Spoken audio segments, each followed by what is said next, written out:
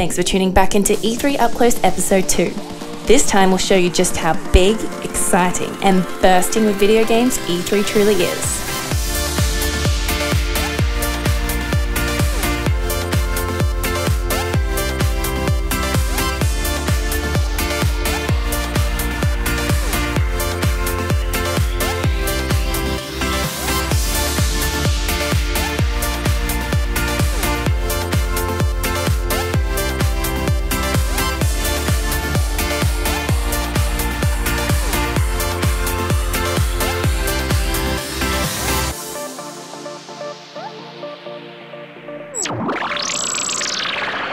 Square Enix finally unveiled more news on Kingdom Hearts 3, the crowd went nuts for Final Fantasy VII, and we saw a little bit more on the glorious Deus Ex Mankind Divided.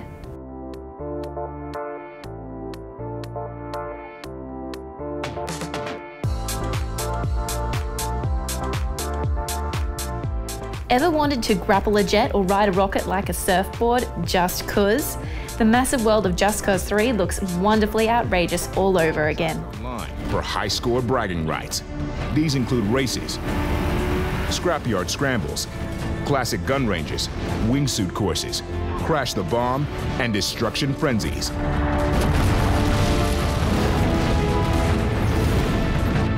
Complete them to unlock new mods that upgrade Rico's explosive capabilities and vehicles.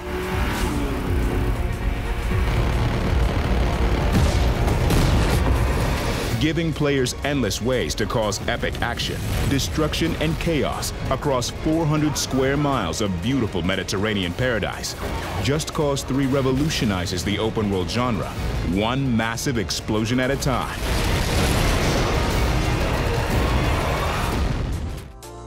We dropped by the Warner Brothers Games booth to sink our teeth into Mad Max, LEGO Marvel Avengers, and LEGO Dimensions. Mad Max is just plain badass, with Batman Arkham series inspired combat which feels solid and explosive vehicular action. So now we're talking Mad Max. So we're talking to John, who's a senior producer at Avalanche Studios, and we're talking about how the game is just explosive and fantastic. So I just got hands-on for the first time ever, and my initial impression is that it's this dark, gritty game. So tell me, just from start to finish really, what was your vision for this game? Well, it's a huge open world action adventure in the true Avalanche sort of tradition. Set in the post-apocalyptic universe made famous by the films. So even though you might recognize many elements, it has to be set in the authentic Mad Max universe. So you might recognize many elements from the films, for example.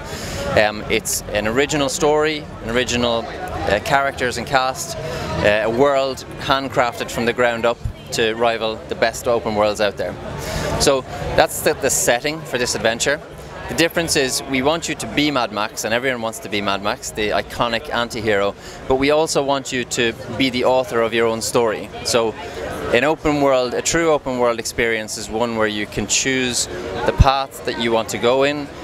Upgrade trees and customization and progression, they should be free. You should be able to choose your own playing style and so on. So we hope that those are all reflected in customization elements that we have in the game as well. And tell me a little bit about the vehicles, because obviously vehicles are a huge thing in Mad Max. Yep. So exactly. I mean, probably the main innovation for Mad Max is this high-paced, high-octane vehicle combat that we have. It's very physical. It's very tactical. You'll have to choose how you craft your very own wasteland war machine. Max loses his interceptor, his iconic interceptor, at the start of the game, and you need to build something that can rival the best in the wasteland in order for Max to be able to escape. Once you start doing that, you'll have to make choices, because, as you say, you need to sort of scavenge and loot in the wasteland and gather resources in order to build up your vehicle. Once you're in the heat of battle, in that vehicular combat, then you've got sort of basic attacks, and then you've got lots of weaponry, an array of things that you can use, like Max's shotgun, the trademark Avalanche harpoon to pull drivers out of their seats, to rip off armor or tires. You've got side burners, which is like a flamethrower where you can totally cause carnage to vehicles that are alongside you. There are boarders that hop on board. So there's lots of options, tactical options for your playing style for vehicular combat. LEGO Marvel Avengers combines all 3 Avengers movies in classic LEGO single-player or co-op style.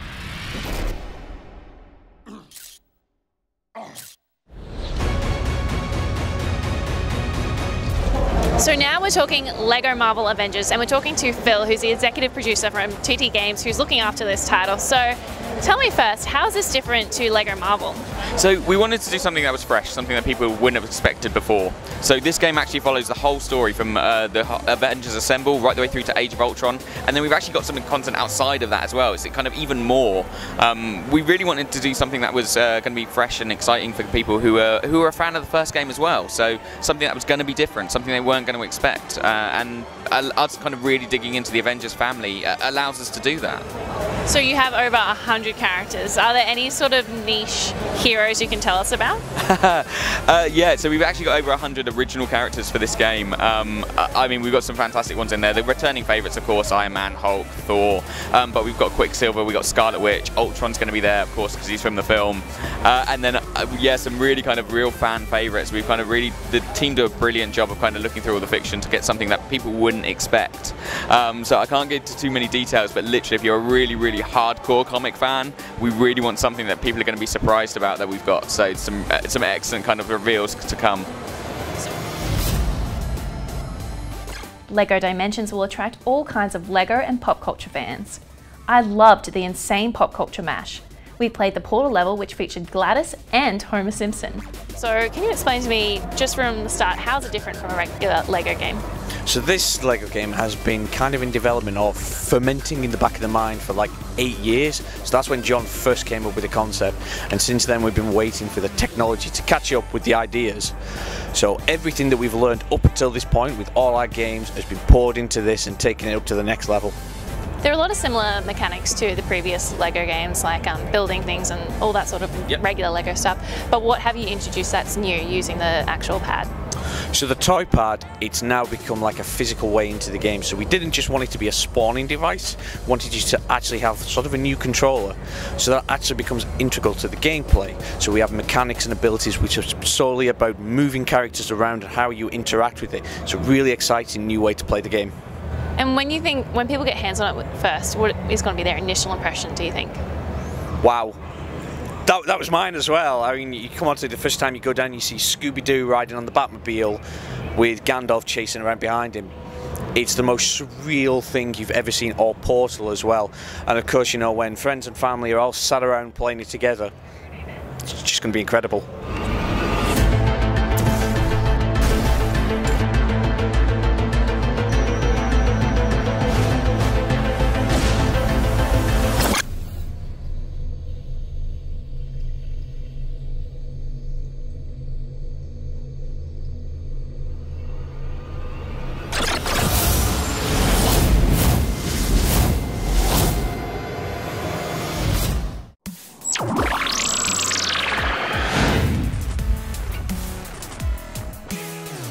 We didn't get hands-on with any of the announced titles, but Bethesda's booth had plenty of cool props on show that Dishonored, Fallout and Doom fans would absolutely adore.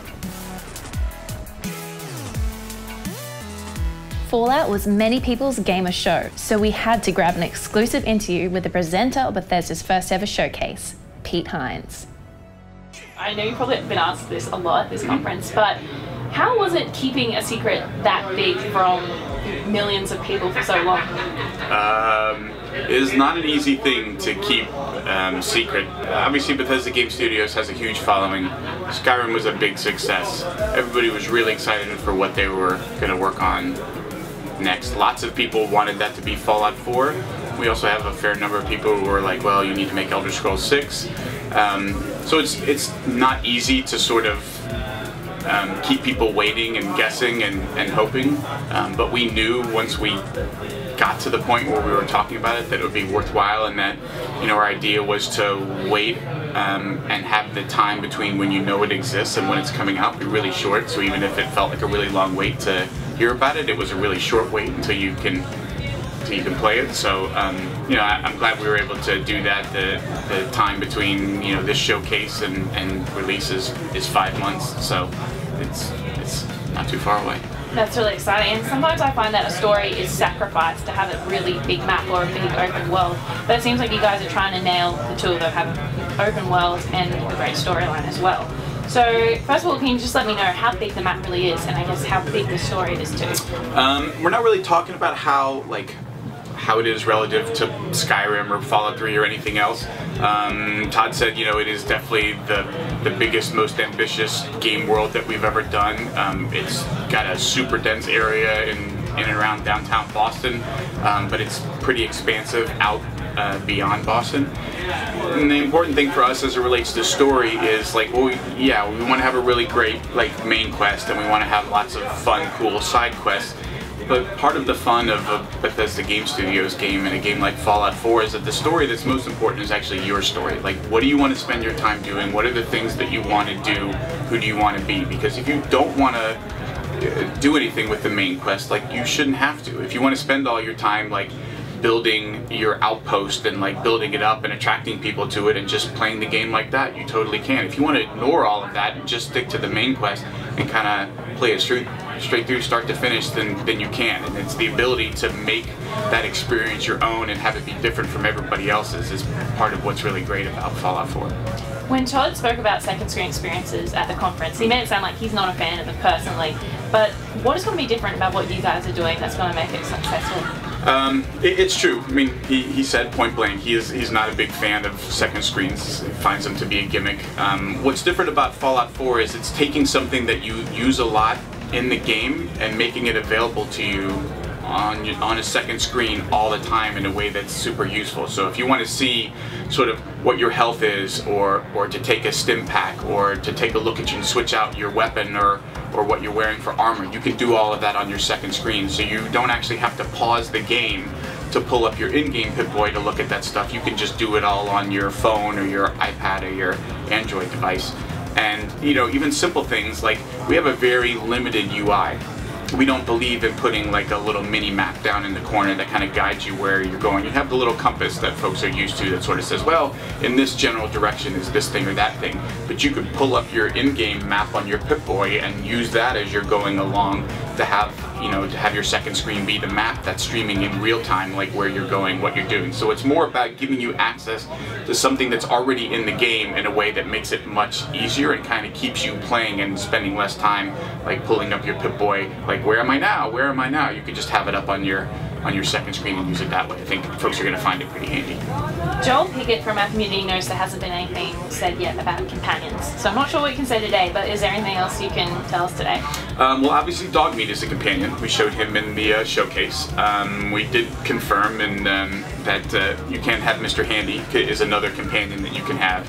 Aren't really talking about anything else, but you know, you can expect some variety in the ability to pick and choose. Dogmeat is not a requirement. You do not have to play the game with a dog following you around if for some reason you don't love dogs and you prefer robots for companions instead. So again, it's all about you getting to decide how you want to play the game, and we try not to force any of those decisions on you. And what was the intention with giving the player a voice the first time? Part of it was more of an emotional connection to the character. It also allows us to provide a lot more context without requiring you to have a non-player character say that to you, that you get to hear your own character commenting on what's going on and giving more context or more information without all the NPCs in the world having to be like these information kiosks that have to tell you 100% of the stuff because your character never comments on or tells you anything.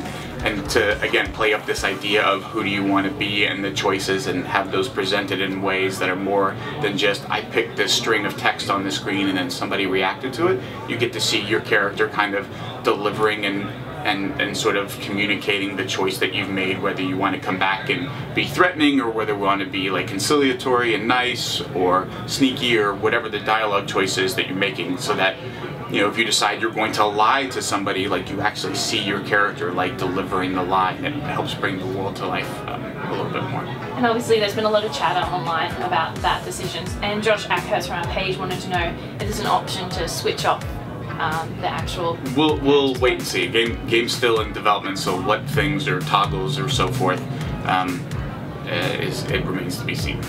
And a bit of a weird personal question. So if you were at your house, you open the door and there's a death claw standing right in front of you, what would you do? Close the door. Close the door. Than ever before. It seems like Doom is sort of going back to its roots. So what was the decision behind this? Because it has sort of moved off into different paths in the past. Sure. I mean, I think, you know, we talked about before, they had been working on a Doom game and just felt like it wasn't hitting the right notes and kind of scrapped that and started again. And the real desire there is exactly what you said, which is going back to what made Doom important for all of them. You know, for a lot of folks on the team, it was a game that had a huge influence on them, made them want to get into making games, made playing games a love and a passion, and they wanted to go back to how those original games, specifically Doom 1 and 2, made them feel.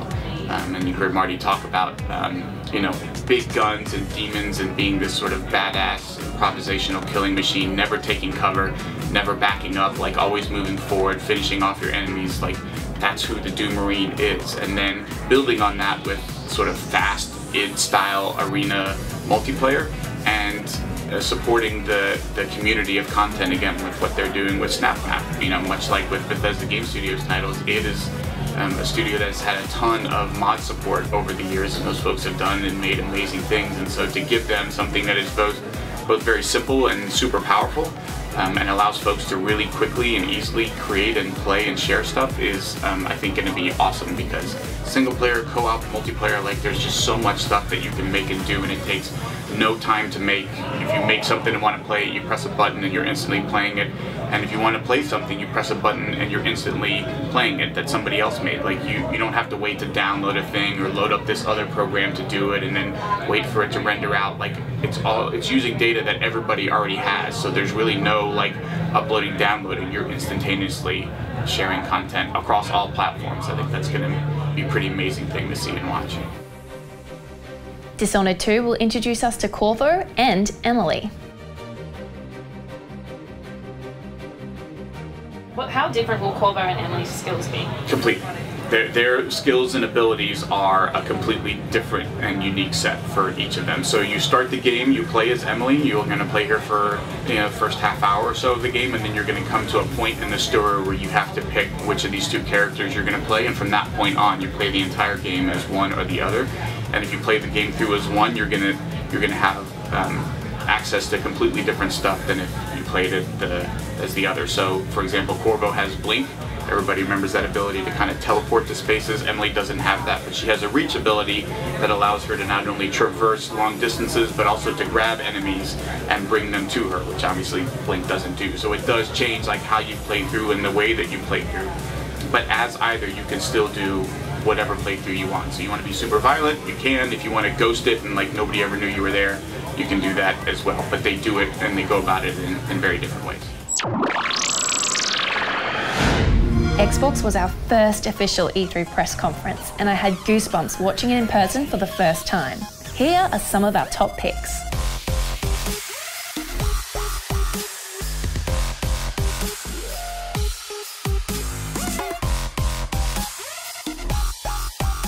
Plus, the amazing technology of HoloLens was announced. The booth was a sea of green, as you would expect. The new Elite controller will give you the competitive edge.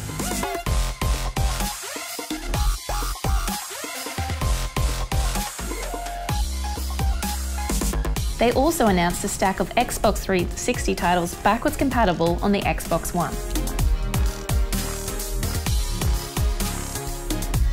So this is a controller we've redesigned from the ground up to be to take your game to the next level.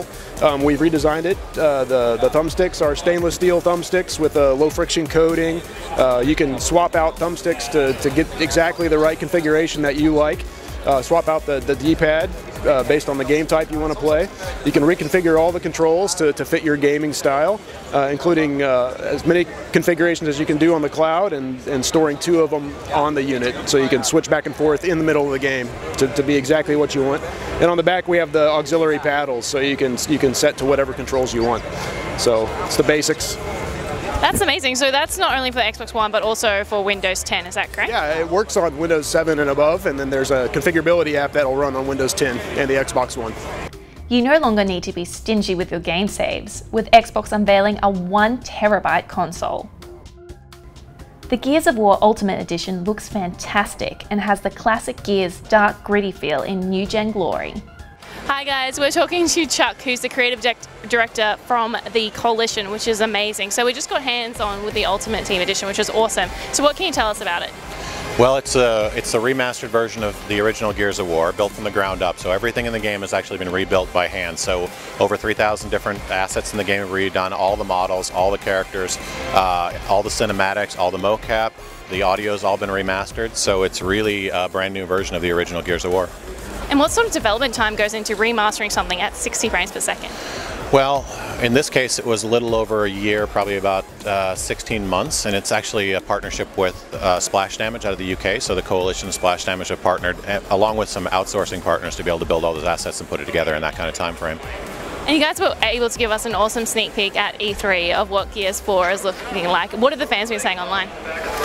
So far the reaction has been really positive from what I read. I've been at the show most of the time, so I don't get to look at a lot of it, but the reaction's been really good. I mean, we wanted to do a tease and sort of give people a preview of what's coming without saying too much. So over the next year, we'll be releasing a lot more information about what's coming with Gears 4. Rare Replay will bring together 30 games by Rare, like Banjo-Kazooie, Battletoads, and Viva Pinata. Hi guys, so we're talking to Craig Duncan, who's the studio head at Rare, which is amazing. So first of all, I have a tricky question for you. Okay. You may be a little bit responsible for thousands and thousands of calls to our head office, people asking us if they can buy Battletoads. How do you respond to that? Responsible's a little harsh. I mean, internet memes and phenomenons are what they are. We're aware of it. We're aware of the backstory. I mean, what's great is, you know, we have this fella here and 2 versions of Battletoads in Rare Replay. So now people really can go and order Battletoads. And how did it feel knowing that all that stuff is out on the internet and inside you were keeping this secret that it was going to be coming out again soon? Yeah, I mean, we've done some partnerships in the past with GameStop US. So when we did Connect Sports Rivals, we did an exclusive Battletoads costume for that. And you know, for Rare Replay, you know, it's really about celebrating Rare's 30-year heritage, and Battletoads is just one of those iconic games Rare created. We were really happy when we announced it. Like, obviously now it's out there, so you know, people can go and replay Battletoads. I mean, I think it became almost more popular because of the meme and because of what it was, rather than people actually knowing from playing Battletoads. But yeah, we're pleased to have it there now. Tomb Raider continues the popular reboot. This time, Lara's up for another huge challenge. Finally feel a sense of purpose again. Like I'm doing what I was meant to do. Some kind of marker.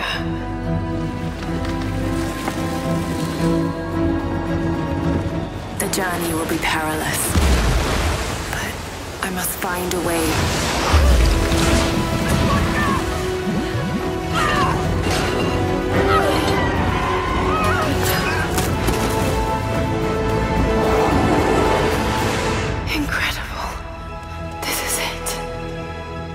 Next up, we checked out Forza.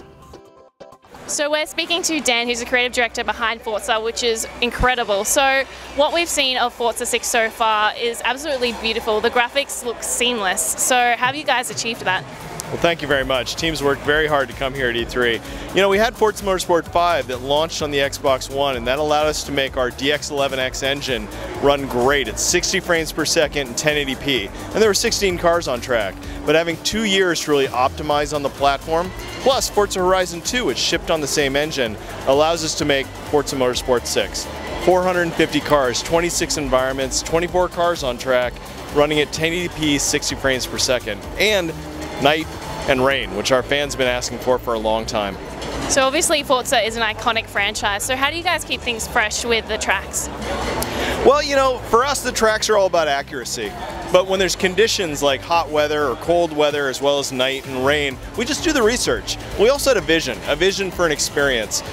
We live in Seattle. In Seattle it rains quite a bit. So we knew what rain should feel like. We wanted it not to just be a loss of grip, but also having puddles you'd hydroplane through. and a difference in grip between paint and tarmac and sealant and everything else. So we did the homework. But ultimately it's what the fan feels when they're driving among 24 other cars. They see the puddle and they're worried, like, what do I do? Do I brake? Do I go through it? It's those experiences that make you remember a game.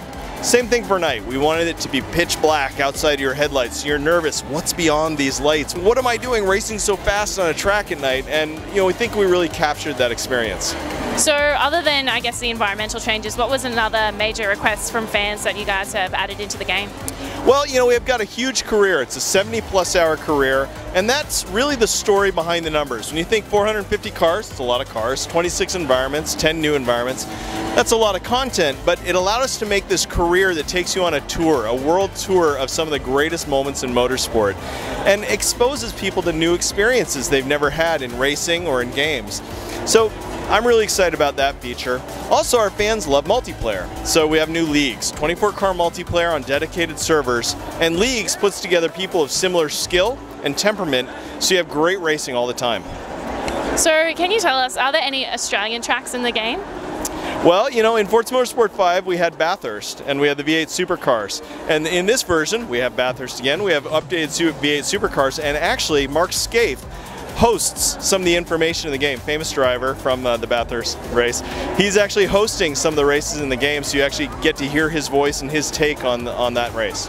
That's absolutely awesome. And what can you tell us, a Forza fan, when they get hands-on with this game, what is going to be their very first impression? Wow, I think honestly the game looks amazing, but if you're a real Forza fan, it's the 24 cars on track. It's just a packed track. And Drivatar was a really new feature on Forza Motorsport 5, and I think it took people by surprise how human they drove. But we had some fans say, well, we wish they could be a little bit more professional. So we added a toggle. You can turn on professionalism, and the Drivatars still have their human characteristics, but they don't drive quite as meanly. I think the players are going to really notice that, especially with 24 car. Halo 5 Guardians showed off the Warzone demo, where you can play with up to a hectic 24 players. Not just another target, you know. Every target is just another target, Buck. 0631 this morning. Master Chief was declared absent without leave. I'm a Spartan now, sir. I know who you are. Yet now you hunt another Spartan, the greatest of your clan. Every other Spartan, every soldier, when they hear about this, they're gonna hate us. You know that, right? Hi guys, we're here from Chris Lee, who's on the development team for Halo 5 from 343 Industries. Thanks so much for talking to us today. Awesome, thanks for having me. Yeah. So every time a new Halo game comes out, what's really obvious in the marketing and the trailers we see is that it has this amazing story behind it. So can you please tell us a little bit about the Master Chief and Locke story? Yeah, so for Halo 5 Guardians, we're making an epic new campaign that features 4-player squads of Spartans. It's co-op, built from the ground up for co-op, and it features the new Fire Team Osiris, which is led by Spartan Jameson Locke, and the Blue Team, which is led by Master Chief. So Warzone multiplayer is looking massive, with up to 24 players available at any given time. So how much time have you guys put behind that? Sounds like a lot of work. So we've put a ton of work into our Warzone multiplayer mode. It's the most ambitious mode we have ever made at 343 for multiplayer. It includes, 12v12 player versus player combat, but there's also enemy AI and enemy bosses that the player can fight in the matches to earn victory points and win the match. So we've been working on that mode since Halo 4 ended, basically. We've been hard at work trying to make this massive mode happen. Yeah. And what do you think will be people's initial impressions when they get hands-on with the game? So I hope people love it. I think there are so many great modes that we really wanted to make a Halo game that we felt had something for everyone. People who love the story and the rich narratives that we tell in the Halo universe. We have an epic campaign for them. We have the 4v4 arena mode that we showed in beta, which is competitive, fair starts, really drafts off the legacy of what made Halo great in multiplayer in previous games, built from the ground up for esports. And then we have our new mode Warzone, where it's anything is possible in that mode. You have player versus player, you have the enemy bosses, you have the rec stations where you can call down requisition to kind of get access to the best gameplay elements in Halo, like warthogs, mantises, and power weapons like the rocket launcher or sniper rifle. I think a lot of our customers are going to be really excited just to get Halo on next gen. So having it on Xbox One, what has that allowed you to do with the game? So this is the first Halo game that we've built from the ground up for the Xbox One, and it is utilizing all the aspects of the Xbox One, including the new Xbox Live dedicated servers that we've built all of our modes on top of. So every experience we have will run at 60 frames per second on dedicated servers, co-op, campaign, arena, and Warzone. We've also been able to really push the boundaries, making this the best looking Halo game we've ever made. And you can tell if you get a chance to check out our media briefing, you can see some of the fidelity that we've put into our characters and our performances for those characters, with like our fan favorite Spartan Buck, which is Buck from ODST that's returning. You can see the fidelity in the renders for Buck. They're way better than what we could do on the 360. Yeah. That's absolutely awesome. And just a personal question, what's your favorite Halo? What's my favorite Halo? My favorite Halo is Halo 5 Guardians, of course. I also worked on Halo 4, and I love Halo 4. It was the first title that we made as 343 Industries, and it always have a special place in my heart. Yeah. Awesome. So people are going to be getting hands-on with Halo 5 soon, I guess. What do you want to say to them, just to our fans who are eventually going to grab the game? Yeah, so, you know, like I said before, I hope you enjoy. There's definitely something in there for you. We have something for everyone with our campaign, arena experience, and Warzone. And it's the game we always dreamed of making, and I hope our fans out there love playing it. Yeah. Take them down.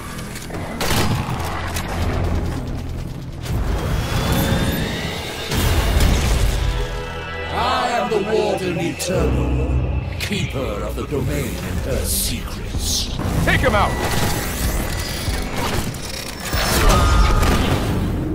The Master Chief is called, but your passage is denied.